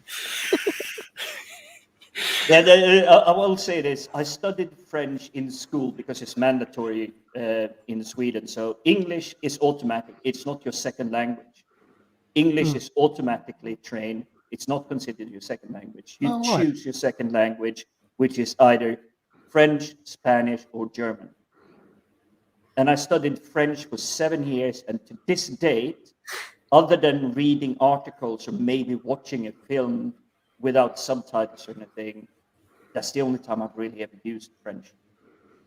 Yeah, I'm the same. I mean, I suppose in England it's understandable because France is our nearest neighbour. So that's, I can understand the geographical reasons for that. But yeah, I mean, I started learning French when I was in primary school. And I took it up to, so I was 17, so that was about 7 years of French again. I did German. I still think my German's better. I haven't spoken either for many, many years, but I still think my German's better than my French. German's easier. Yeah. Although I must admit, I did a few years ago, quite a few years ago, I started doing evening classes in Dutch, which was embarrassing when I kept slipping into German because they are so close. Yeah. Oh, they really are.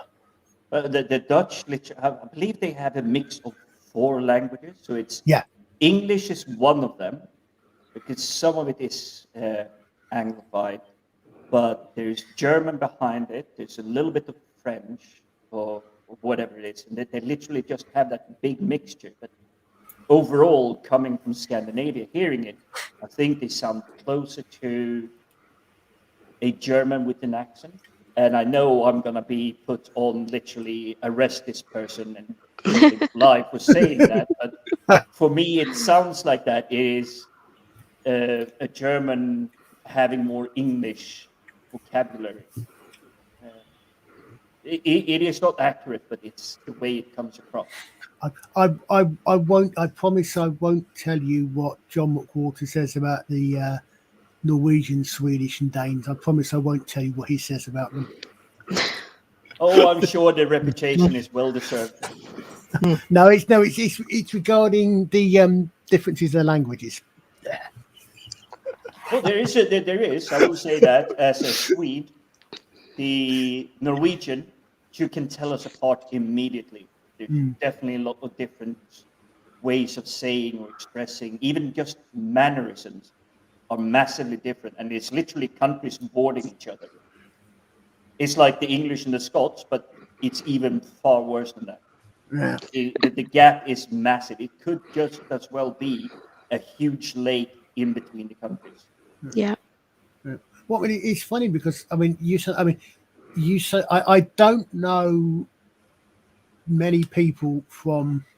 In fact, I think I know. I can think of 3 people that I know all by YouTube from Scandinavia. Your good self, Andre from Midnight's Edge, and Arch Warhammer as was until they sued him to grab that from his name.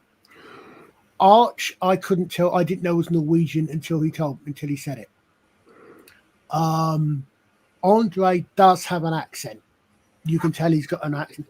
But all 3, I mean, I've thought for a very long time actually that in some ways we're spoiled as English speakers, because it is a very wide spoken language. I suspect in part due to the influence of Hollywood in particular and the American worldwide influence in general. But also, it comes down to something because you just, as we said, you jumped off the show that I was doing with DJ. It's Hollywood won so much ground back in the day because they perfected the hero's journey, the way to tell a story.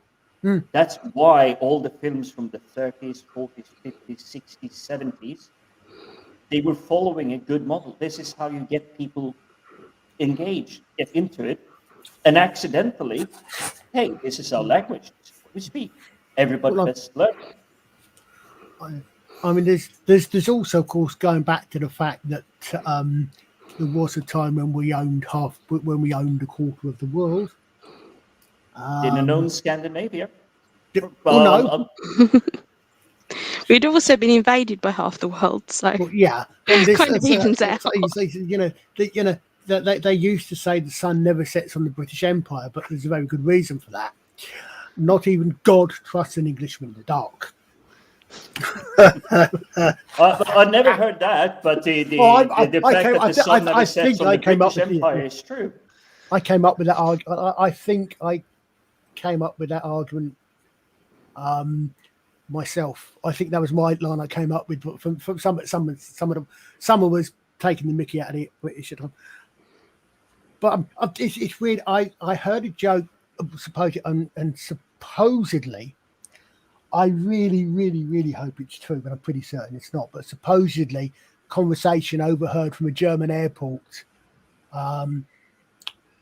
sometime in the 50s or the 60s, it must have been, I think, which was I can't remember the years. It was pilot comes up and says, "Guten Abend, Hamburg. Hier ist Lufthansa 123." And then Frankfurt control comes back and says, "Good evening, Lufthansa 123. Could I remind you, please, to speak English for air traffic control purposes?" The pilot comes back and says, "I am a German national, flying to a German national airline on an internal German flight. Why must I speak English?" At which point another voice comes in and says, "Because we won the war." Oh. Yeah. There's another one. Diplomacy could do some work there. Yes. Yeah. There's a better one than that, which was a British pilot calls up. Let's say Frankfurt. I generally can't remember what the details are. Calls up and asks for instructions. He's given landing instructions and instructions to the gate. And he comes back and he confirms he wants to check the details to get to the gate. And air traffic control comes back and says, "Have you not been to Frankfurt before?" And he comes back and says, "Yes, I have, but it was dark and I didn't stay." Oh, God. Yeah, you kind of have to work out slightly what that will. Yeah, but no, but I mean it's interesting. I think, as I said, I do think we are spoiled in a way in Britain or in the English-speaking world, in the Anglosphere, that we do expect with good reason, from experience, most people wherever we go to speak English, because English has become a de facto international language. I'll give a mirror side to it. Obviously, a reason for me to just go away from the gorgeous natures and the wide landscapes of the far north of Scandinavia is that I did meet an English lady, stayed together with each other for years, but every time we went back, as soon as one of my countrymen picked up on the fact that she was English, they refused to speak Swedish to her. And she was so keen, she wanted to learn the language, but no one around, as soon as they heard she was English, it was like English and nothing else. Even when they were talking to their own kids or family or answering the phone, it wasn't like, hey, it was like, hello, you're speaking to this. Like, what are you doing? Be yourselves. Let her learn the language. Yeah. No. Yeah. It's the best way to learn it as well. When I was learning at school, I would watch the DVDs. Well, I remember, I mean, I'm old enough, and I noticed Yuri skips back up slightly. Someone was saying there was a Cam was saying learnt Latin. I'm old enough that when I went to grammar school, my first 2 years, I had to learn Latin. Your first 2 years compulsory, and then you could change subjects later on. So German I did as well. But I had to learn Latin, and I remember we did. The first year was quite boring. I mean, I remember I had a copy of Caesar's De Bello Gallico, the Gallic Wars. On the left-hand page was in Latin, and the right-hand was in English. But then, the second year, we had. I think there must have been a change in the education system in this country in the early 70s, and but we had it coming on. I don't know if courses, but this is changed so that you were learning the language, but you were learning the language, obviously still in the classroom, but you were learning the language in context. You were learning it. You know, you do things where, for example, you were learning about. You learn food by reading and talking about eating at the table and that sort of thing, and I brought in much, and it was much easier to learn. But yeah, I mean, they reckon that I think it's up to something like somewhere in the teenage years, towards the end of the teenage years, when your brain is a lot more malleable Yeah. when you're a child. You will pick up languages Yes. far easier. But I'm not sure if that's true, because I do come across, because I do have to read a lot for work. And rather than just pushing the Google Translate button, I actually just skim through, especially if it's a language I'm already sort of familiar with, just to get the brain cells going. It's like, okay, I don't understand a word, but I understood 4 of the 7 words in this line. And it's like, okay, what could possibly the other 3 mean in this context? And just keep the brain sharp. Let it go that way. Yeah. I would watch the German channels and things, and I did watch a lot of Star Trek in German before while I was learning it. So Yeah. I got quite good at understanding it. I'm not very good at pronouncing it, but I'm. Yeah. The more you hear it, the easier it is. But there are 3 levels to language. It's the written, it's the audible, and it's the spoken. Yeah. And you can understand the language, even though you may not be able to speak or pronounce it. You may be able to hear it, but when you see the words in front of you, you might just go, oh, I don't understand. Yeah. I'm not too bad at reading French and German, but I do struggle to say it. But yeah, I'm quite good at listening to it, because I already knew what they were saying in Star Trek. But yeah. So Yeah. it does help, because I've already got the context. Although they did play season 7 before we got it in the UK, so I did watch the entirety of the season 7 in German before I saw it in English. I take it you're So- talking TNG then. It was TNG. Yes. I was going to say, yeah. I was saying, mein Gott, Bones, was habe ich gemacht? That's about the first thing I can think of, and that's from Star Trek. That's from Search for Spock. Yeah. I'm just getting a little bit scared here. Obviously, I know that Germans use to translate or do like voiceover to absolutely everything, especially in the 80s and 90s and even the 90s. But how does war or data sound that like German? Because I think they're kind of unique characters on their own, and I'm kind of dreading thinking of them having a German voiceover. You get used to it. I did see TOS as well, and for some reason they dubbed the sound effects in the opening credits, and instead of it sort of going whoosh as the ship goes past, it goes clunk. Oh, gosh. Talk about a garbage scale. That's not a sound you want to hear on your spaceship flying through space, is a clunk. No. No, that actually, I didn't see Star Trek. I actually saw the end of Firefly when they're flying up. They've solved that the heroes. It's the end of the mission. The ship is flying out through the atmosphere. Then something falls off, and Captain Mal is just going, "Was that my Gorham heat shield?" Such a brilliant thing, but that is a clunk you would hear when it goes past, not a whoosh. The weird thing is occasionally they're trying to get it wrong, and there was a Doctor Who episode, the one where they grab everybody they can, where they shoehorning everybody. The David Tennant one with Davros with the was the Stolen Earth and that, and there's a bit there where they where Martha teleports to Germany, and you've got these Daleks flying through the air going exterminieren. The problem is that's not how the Germans would put it, apparently. So they tried to do this, and apparently it would the Germans would have a different word for exterminate. Yes, but it had to be recognisable, didn't it? Yes, it did. I mean, obviously, it's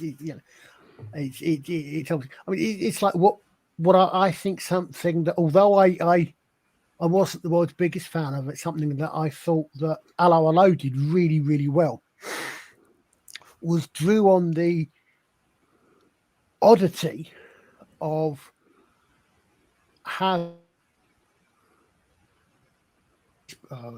supposedly speaking another language as their native tongue, but obviously they were actually speaking whatever language the program's made in. So obviously this gets English. So you've got the French speaking French, but obviously they're actually speaking German. They're speaking English, but they're supposed to be in context speaking French. The Germans are supposed to be speaking Germans, and of course, and they do it the way they do it. Obviously, I foresee this only once. Und sie Madonna very big boobies, and in other words, the really, really, really obvious. As a multilingual, I find myself falling into those traps. Yeah. Say I come back home to Scandinavia and stay there for a couple of weeks, and I come back home to London, to United Kingdom. When I try to get back into the speech, so I'm not speaking slowly, deliberately. I'm thinking of each word I'm pronouncing. Because now lockdown, I've been here for 2 years now, non-stop, barely spoken any other language. I can speak quickly, but like you were going for advance, it's because your tongue, your muscle memory, all of that is going. The word should be pronounced this way, where I come from, rather than going, I have to think of saying it for once, not for advance. Yeah. So it's a little bit of flow, and it could be. I mean, I've had friends, weirdly enough, been in the UK for almost 2 decades, I've actually been mates with people who've grown up like a stone's throws away from where I grew up, not clocking that they're not Swedish or Scandinavian at all. And then suddenly there's that one word, and you just go, talk to you in my language. And they just go, oh, yes, it's been a little long time. And then when you try, even if you have that pub encounter or workplace encounter, and then you try to get back into business speak or anything, and you hear yourself having these troubles of getting the English words back on track, which is, it's good fun. And I would highly encourage, I mean, I'm too old now to do too much adventures, but if someone is young enough, go live abroad, do a year or two, discover what they do, what they're up to, learn the language, get their colloquialisms. Yep. Well, I was fortunate that I had, God knows these days, I had the sort of mind, sort of brain wiring that picked up languages. I said, I mean, I reckon I could probably with reasonable amount of colloquial, at least. I haven't used either in a very long time, but I've touched on Hebrew, Arabic, Latin. Well, Latin I've done. I mean, and I've and when it comes to medievaling, Latin, I sing in Latin, so I know the songs rather than languages. Latin, medieval French, German, at least 2 versions of English, and I used to know in Spanish. So, Have you tried Klingon?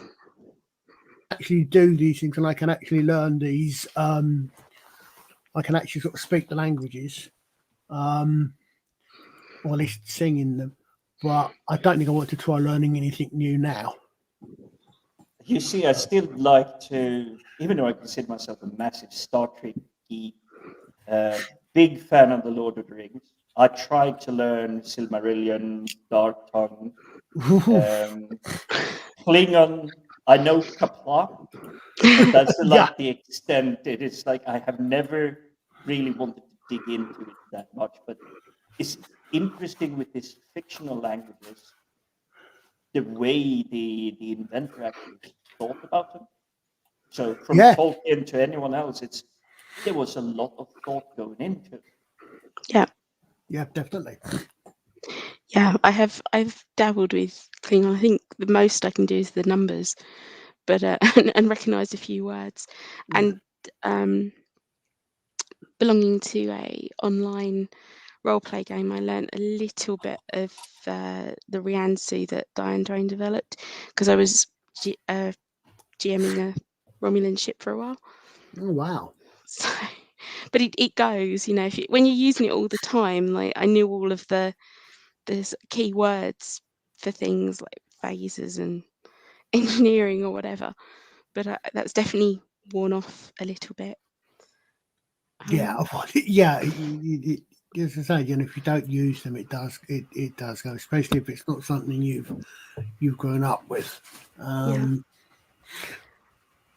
I mean, it's like I probably could read Chaucer, or even going back a little bit to sort of couple hundred years earlier, 12th, 11th century English. I don't think I could read much earlier than that. Simply because there's so many massive changes in the languages. Yeah, I'm going to have to love you and leave you, because that's all right. I mean, going on a little bit late now.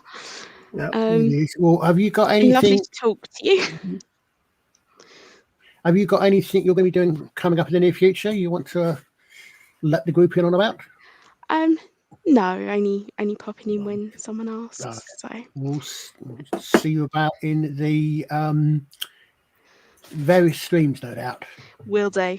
Okay, thank you. Nice to talk to you again, Louise. Lovely to talk to you. Bye. Yeah. Bye. Bye. And then there was 3, and it's back to the men's club, so we can all retire to the smoking room and or not, as the case may be. Yeah, it's You're almost bringing me back to like the Titanic scene with, you'd just be too bored. It's just going to be politics and men talking business. Oh no! Actually, I've literally just finished reading reading Starship Troopers.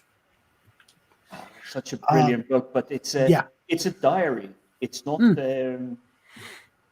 not the book. Yeah, but there's a scene in that where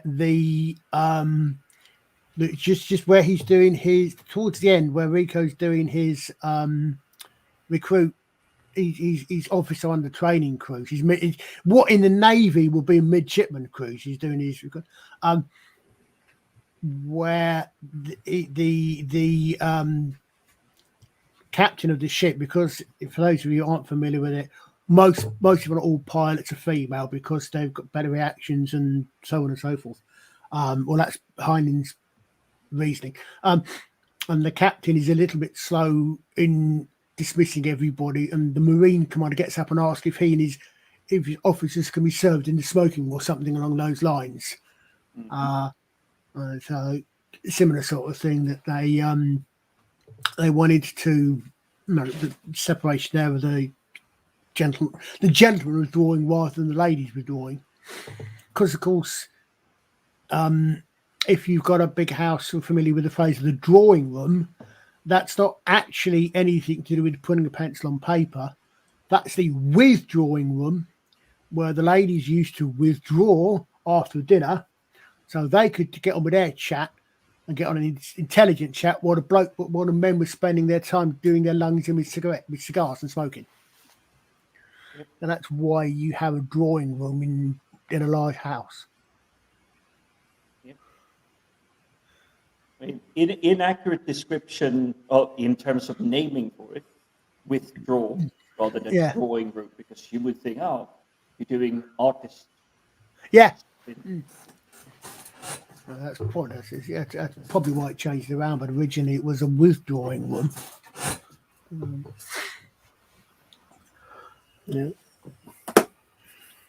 Yeah, it's I suppose for smoking, we don't have smoking rooms these days. You have smoking jackets, of course. The gentlemen are going to put their smoking jackets on. Presumably, so the ash wouldn't go on. I don't know why. It's not an area. I've never smoked, and it's not an area that particularly interested me. But I'm truly horrible. I do it, but it's been 20 years now. I can't smoke indoors anywhere. There would not be a smoking room. I know there are a few exceptions, at least in London, where you can actually go have whiskey, brandy, bourbon, whatever it is, and you're actually allowed to smoke indoors, but you're only allowed to smoke if the smoking stuff is sold within the premises. Oh, right. We have it like a place that's here where I am in the States has it like that, but they can't serve food. They can serve the alcohol. You can bring your own smokes in though, but they can't serve food. So everybody walks to the gas station next door. It sounds like it used to be on the pub night life back in the 90s. It's like you went out, party, dance, alcohol, smoking, and then on your way home it was a kebab or a pizza or whatever. Yeah.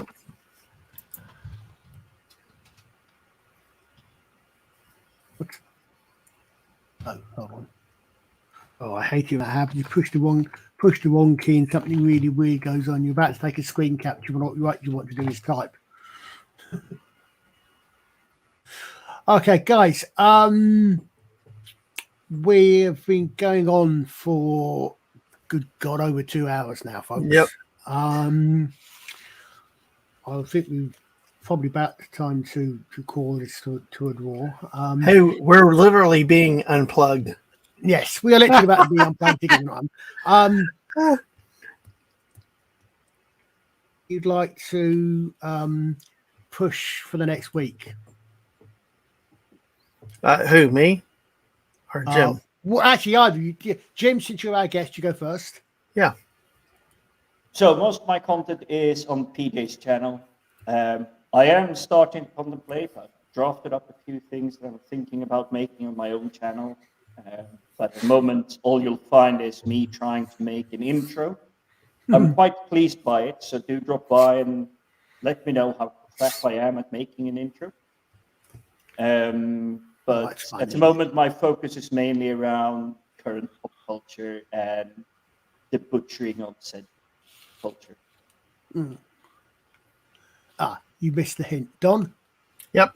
Well, Dadman Walking 55 on Twitter. That's the best way to keep up with me. But I do impromptu stuff with my daughter on her Twitch channel. So you'll find out what I'm doing there. Tuesdays, a podcast on Amanda Gillen Presents on Twitch at 7 Eastern. And then Wednesday, we do a Star Wars, and Thursday night, Fortnite streams, and also on Amanda Gillen. And Friday night, they chase me around in a game called Dead by Daylight, a good slasher game. Yeah. So you're a far braver man than I am. I've heard of all these games, but I'm staying far away from them. Don't blame me. They can take a life of their own sometimes. Well, we've got next week will be our last show, in fact, before we take our Christmas break, which will be our Christmas show. The other one we're doing next, just before that, oddly enough, in fact, next Sunday, hopefully Jim and I will be on with PJ talking again about the Wheel of Time. And the hint that he didn't pick up that I promised PJ I'd do is that next Saturday on PJ Baby's channel, we will be doing, or he and others will be doing a panel on a little Christmas show or book that people may possibly have heard of called Hogfather. It's from a very unknown author. Yeah. Most people may never have heard of him. Yeah. Chap name of Jerry Patchett or something like that. Mm-hmm. Something like that. So that will be next week. Obviously, there's a lot, and I know there's a lot of Pratchett fans came to listen to our stream, so that hopefully will be of interest as well. But it's definitely around Christmas themes, and the Hogfather is definitely going to get a lot of highlight on the Saturday stream. Yes, and that will be Saturday at should be 9 UK time. 9 UK time. Okay. Yes, yeah. There's a lot of streams on Saturday, and I get confused. So that's what we've got all coming, guys. Thank you all for listening. I hope you found it interesting. Had fun as usual. Unfortunately, because of the power shortage, when that little clunk happened beforehand, it completely blew our outro library. So I'm going to pinch from every other YouTuber in the world who want to build their channels, saying if you enjoyed it, please like, share our and if you haven't subscribed, and we wish you all a great week and a good night for the rest of the day. Good night. Good night. Good night, everybody. Yep.